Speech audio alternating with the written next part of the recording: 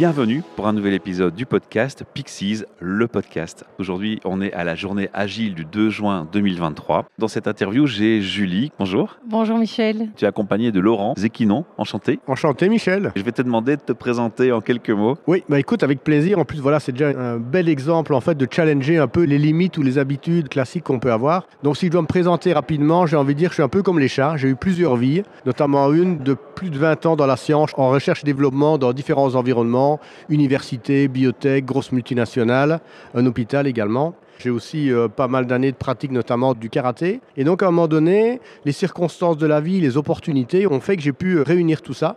Et donc, aujourd'hui, ma passion, c'est tout ce qui est vraiment lié à la performance, dans le sens de faire mieux. Ça va expliquer le titre de l'atelier qui est Dépasser vos limites en 40 minutes. Exactement. Julie, je vais te laisser nous dire en quelques mots, finalement, quel est ton parcours qui t'a conduit aujourd'hui à la journée agile ? Oui, merci Michel. C'est pas anodin que je sois là aussi, puisque cet atelier de dépasser ses limites. Voilà, encore une limite de franchise, c'est de venir avec toi, cette fois-ci devant un micro, et bien sûr avec ton sourire et tes yeux pétillants aussi. Merci. En ce qui me concerne, si Laurent est comme les chats, peut-être que finalement, moi je suis comme de l'eau. C'est que je suis passée à pas mal d'endroits, plutôt calmes et tumultueux, mais que, en tout cas, par où je passe, en fait, ça se passe comme ça doit se passer à cet endroit-là, et que mes chemins sont divers et variés, et toujours à la recherche d'un autre chemin.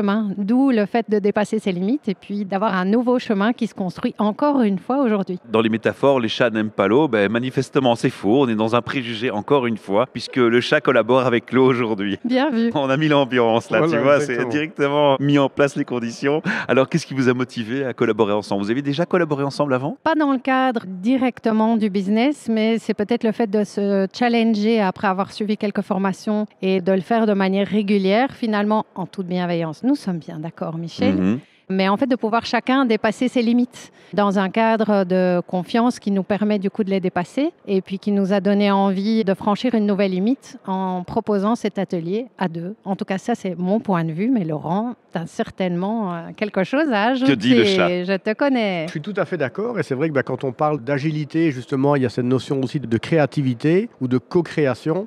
Et donc, c'est effectivement très intéressant de pouvoir aussi travailler à deux, de partager nos idées, nos perspectives pour finalement amener aussi de la valeur autour de nous. Je peux préciser que vous faites tous les deux du coaching. Absolument. Oui. Dans cet atelier, dépasser vos limites en 40 minutes, moi je suis frustré, j'aurais voulu y aller parce que j'ai plein de challenges de ce type-là tous les jours au quotidien. Est-ce que l'un de vous peut me donner un aperçu de l'approche que vous avez adoptée pour aider les participants à libérer leur potentiel créatif finalement pour développer leurs compétences cognitives ?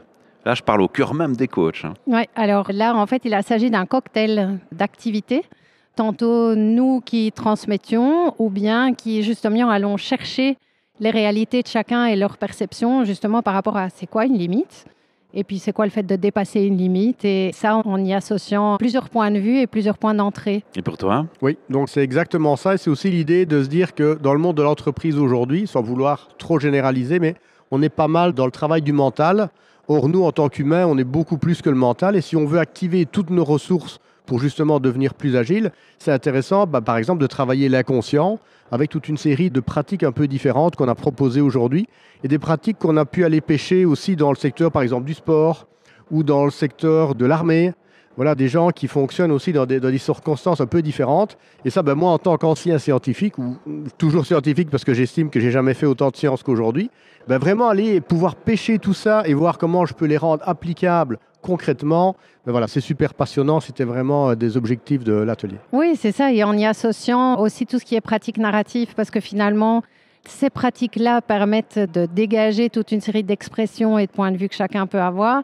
Et en y associant l'émotion, puisque nous ne sommes pas qu'une tête, on est bien d'accord, hein, Michel, on est bien d'accord, on n'est pas qu'une tête. Tu parles en émotif, donc tu ne peux pas te tromper. Tu anticipes même ma question qui allait suivre, c'est comment les techniques que vous avez utilisées, donc telles que le photolangage, la PNL, ça c'est aussi un domaine du coach, c'est la boîte à outils du coach.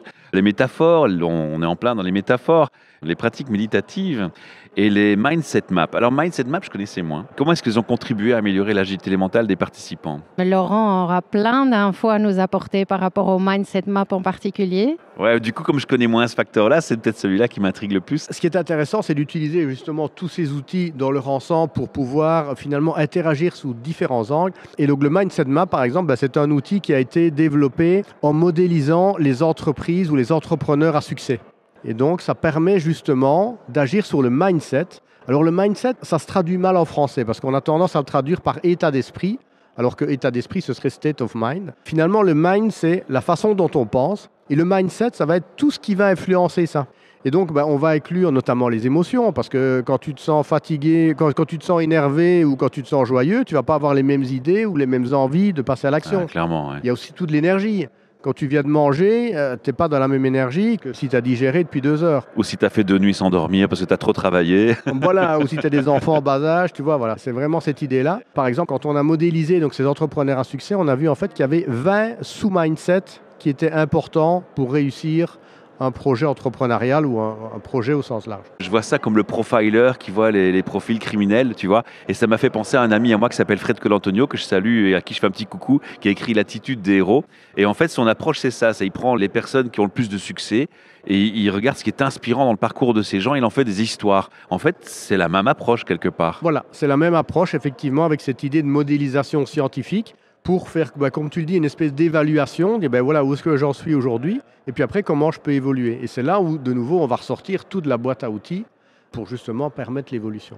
Et dans ce que disait Laurent, il y a effectivement, et dans ce que tu viens de dire aussi, avec l'histoire et avec le storytelling, c'était d'aller avec un outil hyper simple, qui est accessible même à des enfants, de se rendre compte du nombre d'histoires qu'on se raconte dans notre petite tête à nous, et qui viennent générer toutes ces émotions et qui vont induire tel ou tel comportement et de mettre plus de conscience dessus. C'est pour ça que ça s'appelle index de conscience quand même. Mais aujourd'hui, d'avoir été ouvrir les consciences pour se rendre compte, OK, quand j'ai une pensée ou quand je me dis quelque chose, ce qui arrive plus de 2-3 fois par jour, qu'est-ce que ça génère chez moi comme émotion? Et puis comme les émotions nous mettent en mouvement, c'est quel comportement je vais avoir avec cette émotion. Et si ça ne me convient pas, qu'est-ce que je peux changer? Par où ça se passe? Il faut déjà faire du chemin avant de pouvoir être ouvert à ce que tu viens de dire. Oui, et effectivement, on a tous été programmés depuis qu'on a été tout petit. Et ce qu'on a pris comme réalité vraie à ce moment-là, autant par rapport à nos parents qu'à notre environnement, est resté vrai jusqu'à ce que tu te rendes compte qu'il y a quelque chose qui ne te convient plus. Donc tu prends conscience que finalement, dans ta manière de fonctionner, ce truc-là, ça ne te va pas. Mais tant que ça te va, tu n'en prends pas conscience et en fait, tu continues ton habitude et ta routine, donc ta programmation, réflexe que ton cerveau adore. Et je ne suis pas une grande experte, bien sûr, en cerveau, par contre, ça me passionne.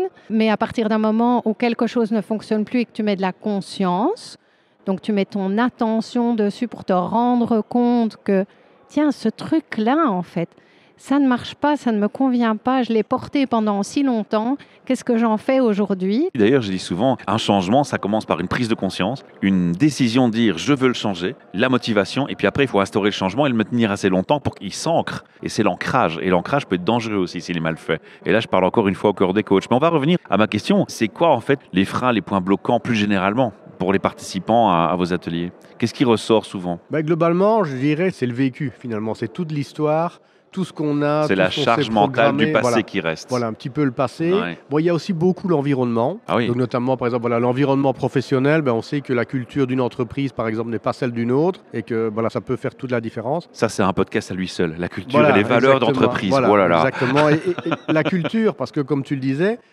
pour moi, en tout cas, l'agilité, c'est voir comment tu évolues. Donc, c'est quelque part quelque chose qui est sans fin. Et c'est peut-être ce qui me gêne parfois quand on parle de changement ou de transformation en entreprise, c'est que parfois, on imagine ça comme quelque chose de défini dans le temps. Alors que finalement, l'agilité, c'est comment tu t'adaptes en fonction de ton environnement qui change tout le temps et a priori de plus en plus souvent. Et qui soit à la fois professionnel et personnel, puisque à un moment donné, tu peux très bien avoir la malchance, entre guillemets, d'avoir des soucis dans ta vie privée en même temps que dans ta vie pro, etc. Est-ce que vous avez un exemple concret de situation complexe dans laquelle des participants ont pu appliquer les techniques que vous proposez et atteindre des objectifs de manière plus efficace? Est-ce que vous avez un exemple concret à donner? Alors, j'ai une histoire qui m'est venue de manière impromptue pendant l'atelier, ce n'était pas prévu, donc je peux partager ça. En fait, c'est lorsque Ronald Reagan et Mikhail Gorbatchev discutaient ensemble de finalement arrêter la guerre froide, donc tu vois, on parle d'un sujet extrêmement important. Mais dans le cadre justement de l'index de computation que Julie a présenté, c'est de se dire que il y a 3 états, les pensées, les émotions et l'action. Et en fait, quand on est à un moment donné coincé dans sa vie, c'est parce qu'on est coincé entre 2 états. Donc par exemple, eux, là, ils étaient à la fois dans le mental et un peu les émotions, de la frustration, etc. Ça ne passait pas entre eux, ils n'avançaient pas. Et donc, qu'est-ce qu'ils ont fait? Ils sont passés dans le troisième état qui était l'action, en allant se promener, simplement. Et donc là, la biochimie a changé. Donc là, c'est mon côté scientifique qui reparle. Et donc, ça a permis de débloquer ces situations. Et tu vois l'impact que ça a au niveau de l'histoire. Donc finalement, tu vois, un petit quelque chose comme ça, ça peut avoir des impacts énormes. En fait, j'ai toute une série de petits exemples concrets, pas avec une grande histoire à raconter, mais par exemple, lors de la formation de coaching, donc de permettre à des personnes de devenir coach, qui a été faite l'année passée avec Audacity Coach, on a déjà pu se rendre compte de l'importance des mots et de la définition qu'on met derrière. Et de pouvoir déjà s'arrêter à la définition de « OK, point à améliorer » dans le terme de feedback. Tiens, qu'est-ce que je peux améliorer pour pouvoir dire pas déjà les points négatifs, mais on est déjà passé au stade suivant de points d'amélioration. Je me souviens qu'on a quand même eu un commentaire pour dire « En fait, ça paraît tellement négatif et ça met tellement la pression. » Comme quoi, même en essayant, en changeant des termes pour correspondre à ce qu'on souhaite vraiment, il reste des perceptions hyper différentes et c'est génial. Et peut-être un deuxième mini-exemple, c'est pour beaucoup d'entre nous, je pense, d'avoir compris ce qu'était le coaching. Ou en tout cas, coaching façon ICF, donc la Fédération internationale de coaching. C'est pas du conseil et de se rendre compte dans nos accompagnements, le nombre de fois où, en fait, nous sommes en train de chercher une réponse. Je dis nous parce que j'ai l'impression que beaucoup d'entre nous qui avons démarré en coaching, en tout cas au début, c'est de se rendre compte du manque d'écoute parce qu'on est en train, pour nous, déjà de chercher la bonne question à poser après, donc de ne pas être dans l'écoute. Mais surtout, comment ne pas passer dans le conseil en pensant qu'on a déjà tout compris de la réalité de l'autre et qu'on a exactement la bonne info à partager, mais que ce n'est pas du coaching. Ça, c'est du conseil. Et que le but du jeu en coaching, c'est d'aller par la curiosité, juste écouter en étant absolument présent à ce qui est en train d'être dit, pas pour rebondir et partager quelque chose, mais pour vraiment aller dire « Ok, et comment est-ce que tu sais ça? Comment tu fais pour le savoir? Et comment ça se passe chez toi? » Pour que l'autre personne puisse se dire « Mais enfin, mais c'est normal pour moi, comment ça se fait? » et puisse ouvrir des nouvelles portes. Et là, vraiment, de se rendre compte de la richesse du coaching dans ce cas-là, par rapport au conseil qui peut être bienvenu dans d'autres situations, que la conscience des différentes réalités et l'importance de l'écoute est tellement riche en fait, et pour tout le monde. Et primordial, ouais. Vos deux interventions, pendant que vous parliez tous les deux à chaque fois, je me dis mais il y a un champ d'exploration encore plus grand si on ajoute à votre boîte à outils l'hypnose conversationnelle, qui est un outil utile et intéressant, on n'en a pas parlé. Et je pense qu'au moins l'un de vous connaît bien le sujet. J'ai fait le lien. Ça m'a paru tellement évident. J'ai eu tort? Non, tout à fait. Donc effectivement, l'hypnose conversationnelle, c'est un des outils de la PNL. On l'a utilisé, par exemple, dans la pratique méditative qu'on a proposée aux différents intervenants. Donc quand on parlait de métaphore, de langage, clairement, l'impact du langage. Le chat vient de rebondir sur ses pattes. Voilà. Exactement. Et l'eau continue à couler. Alors on a fait des liens sur l'eau qui coule, qui passe sous les ponts entre la vie privée et la vie professionnelle. Ça, c'est un truc qui m'a toujours marqué, c'est on fait toujours une espèce de distinguo entre vie professionnelle, je suis une personne, vie privée, je suis une autre personne. Et il y a une espèce de tabou de dire qu'en fait, on peut jamais mélanger les deux. Mais tous les jours, on a la démonstration par A plus B que l'un impacte l'autre. Je veux dire, si moi, mon travail, il se passe dans une journée exécrable, je rentre à la maison de mauvaise humeur, ma famille en subit les conséquences. Si ma femme, le matin, me fait une tête comme ça et que je vais au boulot, que j'arrive complètement éclaté par cette dispute que j'ai eue le matin, mes collègues vont sentir la différence. Donc je crois qu'à un moment donné, est-ce qu'on ne devrait pas se dire, mais oh, stop, entre le temps qu'on passe dans la vie privée et la vie professionnelle, le mariage, il est kiff-kiff et voire plus d'un côté que de l'autre. Comment est-ce qu'on gère ça? C'est là le nœud d'attachement sur lequel vous travaillez le plus ou pas? Moi, j'ai une petite proposition. Je ne sais pas si c'est une réponse ou si c'est vraiment une info. J'ai l'impression qu'en tout cas, alors oui, arriver à être totalement déchargé de son privé quand on arrive au boulot ou vice-versa, je pense que ça demande un gros travail déjà de prise de conscience de ce qui arrive, d'aussi pouvoir se permettre de faire des choix par rapport à ce qui arrive. C'est qu'est-ce que je fais de l'information? Est-ce que je suis bien dans le privé? Est-ce que je suis bien dans mon boulot, sachant qu'il y aura toujours...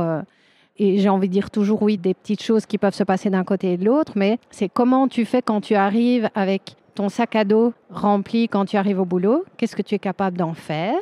De quoi tu as conscience? Quelle importance est-ce qu'on accorde à l'individu et à son état quand il arrive? Dans les ateliers ici, il y avait le mood board un peu au début, c'est avec quoi je viens ici.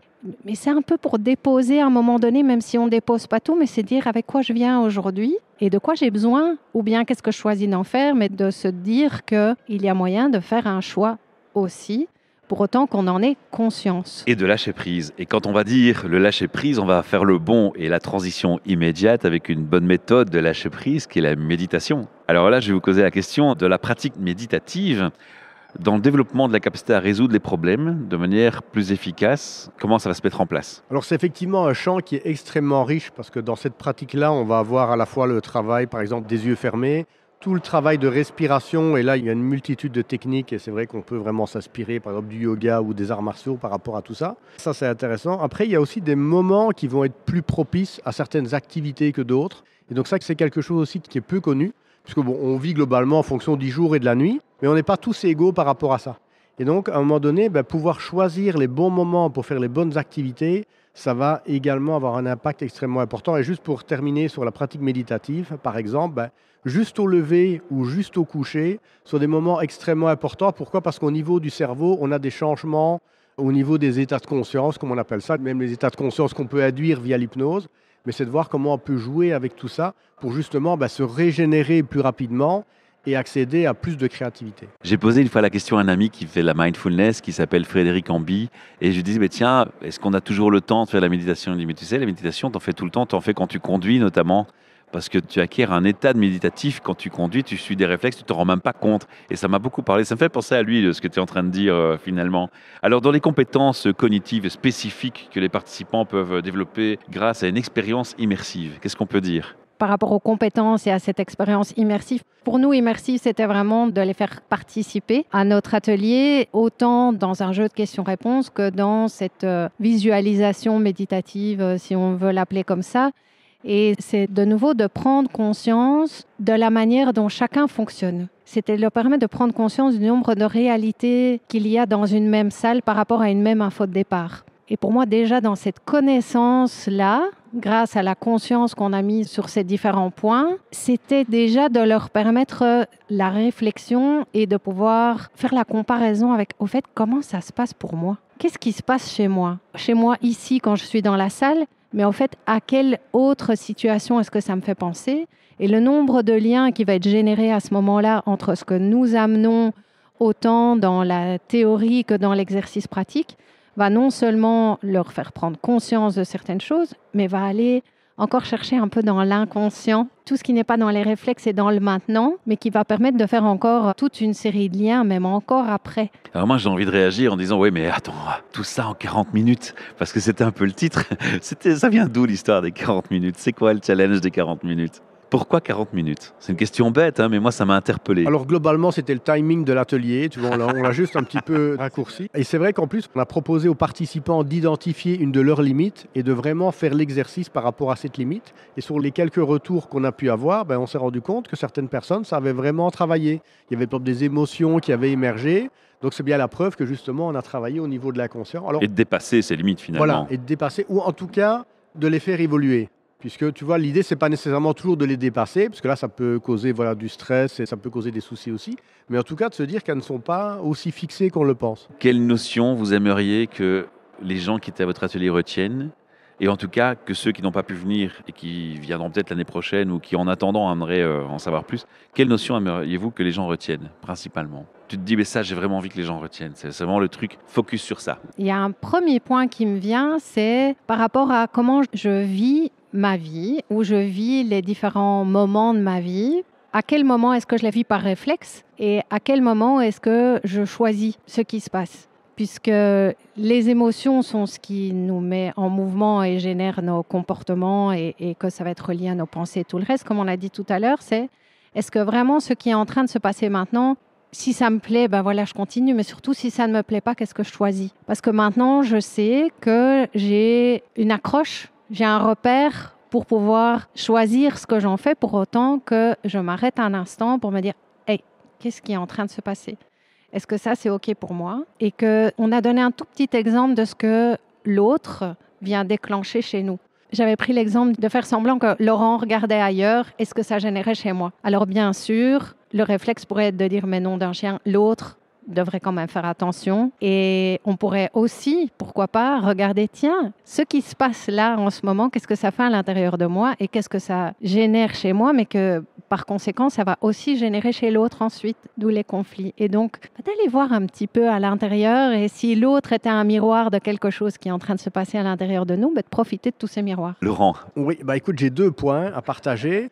Le premier, effectivement, je dirais que c'est que quel que soit l'objectif, que ce soit du bien-être, de l'épanouissement, de la performance, de l'agilité, pour moi, vraiment, le secret, c'est d'avoir une approche qui va être beaucoup plus globale et justement ne pas rester bloqué que dans le mental ou éventuellement refouler ses émotions, mais vraiment intégrer le tout avec aussi une approche physique et se rendre compte aussi des effets que les différents signaux qu'on reçoit au niveau extérieur peuvent avoir sur nous. Alors là, on est dans le secteur du biohacking qui pourrait aussi faire un autre podcast, donc je ne vais pas entrer dedans. il me lance des perches, je vais Donc les réinviter. voilà, mais non, mais là, tu parles à des passionnés, tu vois, donc on a envie On d'échanger. l'entend, et on est 3 passionnés, t'imagines. Voilà, ça c'est le premier message. Et le deuxième message, c'est de se dire aussi que c'est intéressant d'aller explorer dans d'autres secteurs d'activité. Parce qu'à un moment donné, il y en a d'autres qui ont déjà exploré différentes choses et il existe des critères de succès qui sont là et dont on peut clairement s'inspirer. Alors évidemment, après, chaque personne est unique et c'est à chacun de voir ce qui lui parle ou pas. Mais il y a beaucoup plus de choses qu'on ne sait pas et qui sont utiles que ce qu'on croit savoir et qui sont dans nos limites à nous. Bon, monsieur le chat, je viens de prendre une prise de conscience de ma frustration de ne pas avoir assez de temps d'échange avec vous. J'ai un dernier mot de clôture et puis je vais vous poser une dernière question. Peut-être un tout dernier truc, c'est si on sent bloqué ou qu'on n'y arrive pas, et c'est Laurent qui vient de m'y faire penser, c'est tout d'abord se poser la question, est-ce que vraiment, vraiment, je n'y arrive pas? Et ça me fait penser un peu au travail de Katie Barron. Et pour ceux qui ne connaissent pas Katie Barron, c'est d'aller voir le travail ou The Work. Est-ce que c'est vraiment vrai? Et l'inspiration par rapport à Laurent, c'est est-ce que dans un autre environnement, ça me conviendrait? Est-ce que dans un autre environnement, j'y arriverais? Et de commencer par là. Oui, ça mène à encore d'autres débats, mais je ne vais pas les lancer. Tu me connais, Julie. Je vais vous demander tous les deux, pour clôturer tout doucement cette interview et pour répondre à la frustration potentielle d'auditeurs et auditrices qui se sentiraient un peu laissés sur leur faim, un moyen de vous contacter respectif. Alors, on va commencer cette fois par Julie. Eh bien, moi, je suis présente sur LinkedIn. Je suis sur Facebook également. Sur Facebook, on peut chercher Grandi, Ose Coaching.